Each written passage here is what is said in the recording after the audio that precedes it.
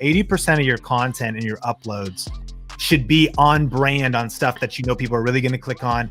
You should experiment in the other 20%, especially if you're feeling passionate about it. Because here's the thing, you got to just press record. Yes. So my question is, I see like a little momentum on my channel. So I know you talk about specific question, but I don't want to turn my channel only into how-to content.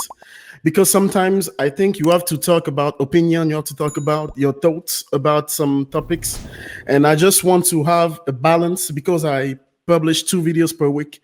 How can I balance how-to content and more deep content, if I can say that? It's the age-old question of, do we potentially only create content that placates the algorithm that just will get clicked on and just will get views? Or do we create content that is quote unquote more meaningful, that is also, as you said, about depth, that's more deep? Yes. I think that that's subjective still, because what is deep really, what is meaningful really? And it's also reverse engineering, though, what's your end goal? So I would totally agree. Another way to put it would be, if I put out a video with the word business in the title, it actually does a lot worse, because a smaller group of people think of themselves as a business owner, even though most YouTube creators are. And if I was to put out a video like 5 deep truths I've learned about business and YouTube, and then it was like parentheses, wisdom with Sean series,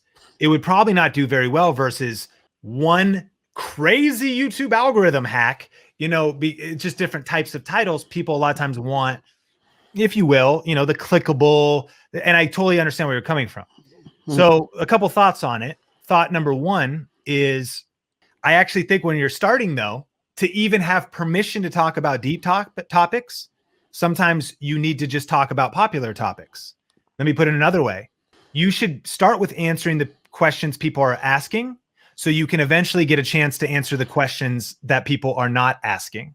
Like, this is kind of an example, because we're like over an hour into this thing. We're on this long show. I'm sipping on coffee. You're in France. We're hanging out. The fact you even know me is because I started by answering questions people were asking, and, if you will, doing videos that led to growth. And now we're able to go deep and talk about business, and Dennis and I just chopped it up about focus, and I'm drawing charts, and so I think actually it starts kind of with first, and then you have the opportunity to go deep later. Start with answering the questions people are asking, and later you'll have a chance to answer the questions they aren't asking. Let me take it even deeper. We talk about stuff. People came to our Grow Video Live conference. This year was virtual. The year before it was in person because no pandemic. And people were like, I thought I was coming to Grow Video Live to learn about video, which I did. I didn't realize like my marriage was going to be changed. That was one of the people, because like when people get close to me, they start realizing, and our whole team, man, we're like people of faith. We're like people of like, your whole life matters. Like it starts on the inside. It comes to the outside. God's a huge priority in our life. So that shows up at a different level of depth at an event people came to in Las Vegas. But the reason those people even met me is because I was answering the questions they were asking. So maybe I had eventually the opportunity to answer questions they weren't asking. So I think that's something to remember. YouTube is not everything in terms of your overall business strategy. YouTube is a really good front end way to meet people, but can people eventually join an email list with you where you answer other questions? Could they join a private Facebook group where you do live streams where you talk about deeper things? Could they be invited into an email newsletter? Like, what is the holistic picture of people could self-select if they want to go to a deeper level with you, and you don't necessarily upload that in a place where they expect you to just give them monetization tips, YouTube tips, and things like that. The other thing to do is to experiment, bro. Is like, it is your channel, and I could get just as afraid as you probably do. People are used to one thing, and I'm like, I mean, if I upload this other video, what if people don't click on it? What if it destroys my whole channel? You're like, you get like, even if you got 500 subscribers, somebody, and they're like, what if I talk about something I haven't talked about yet? You always have to give yourself, I think it's like the 80-20 rule. 80% of your content and your uploads should be on brand on stuff that people are really going to click on. You should experiment in the other 20%, especially if you're feeling passionate about it.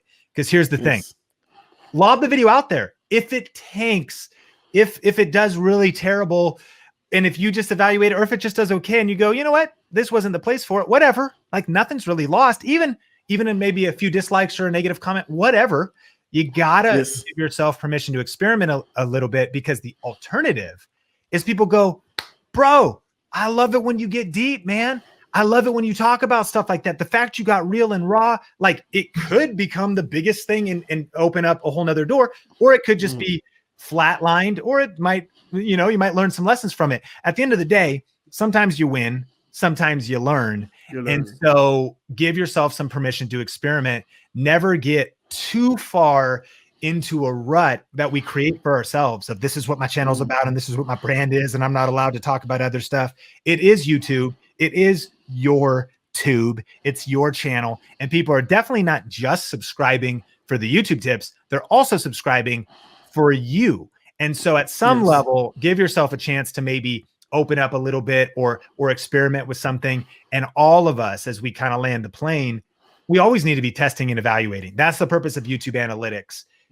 We can never just post in isolation, if you will, or post apart from not measuring. What gets measured gets improved.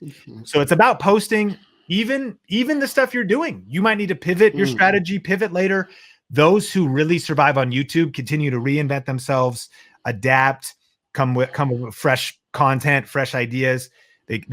So we always need to be analyzing. Give yourself a chance to take a risk, talk about something deep, experiment with some kind of topic, and then look at the results, and always be studying your analytics, looking for the winners and how you can tweak and optimize, because small tweaks lead to giant peaks. Are you ready to start or grow your YouTube channel? Do you feel stuck and need help connecting the dots?